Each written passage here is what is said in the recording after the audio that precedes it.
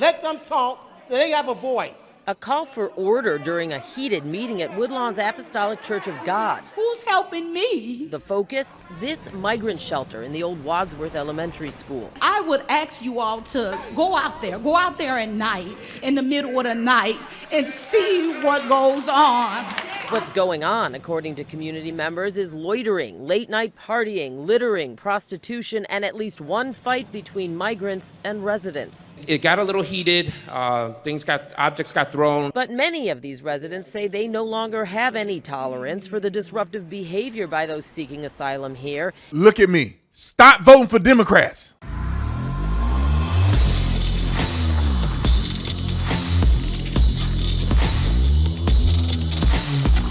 This video is brought to you by Birch Gold. Ladies and gentlemen, we are in days away from the Durban Accords, the greatest threat to the U.S. dollar's global dominance in the past 80 years. On August the 22nd, BRICS nation, which is Brazil, Russia, India, China, and South Africa, are expected to announce the launch of a new international supercurrency fully backed by gold or other commodities. This is part of the long-term plan to supplant the U.S. and the dollar as the cornerstones of the global financial system. How can you protect your IRA or 401k from the fallout from this landmark announcement? You can diversify with gold from Birch Gold Group. Historically, gold has been the safe haven in times of high uncertainty, which is what we're experiencing right now.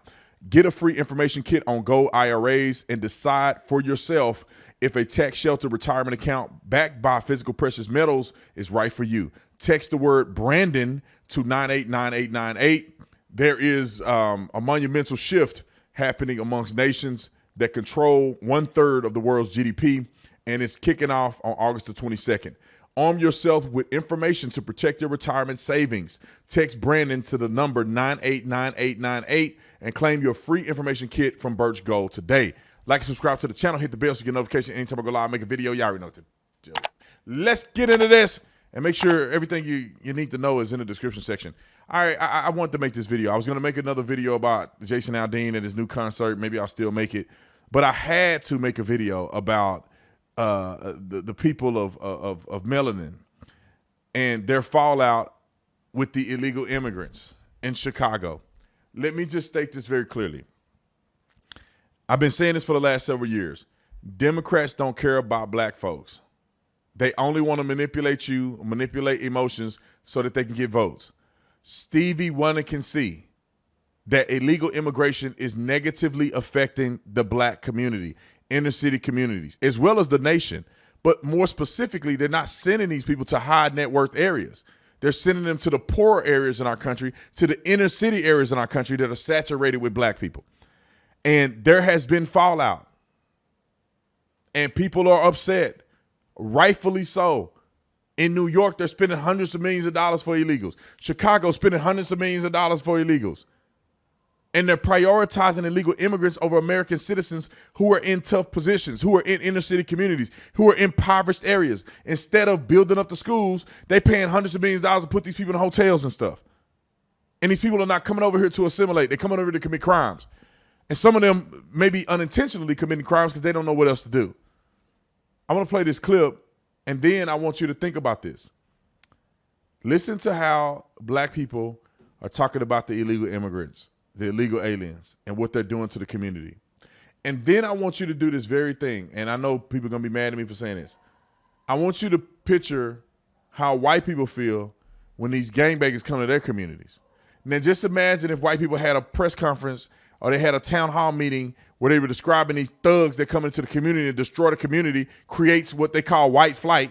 I was a part of that. We lived in Crowley. They moved the projects to Crowley, and they just destroyed the community. The same way that they're saying these illegals did.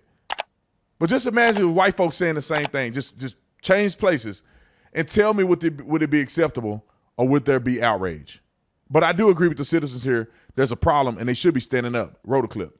Frustration, anger, and confrontations all on display as neighbors in Woodlawn gather to talk about what they call big problems at a nearby migrant shelter. New at 10, CBS 2 political investigator Dana Koslop takes us through what happened.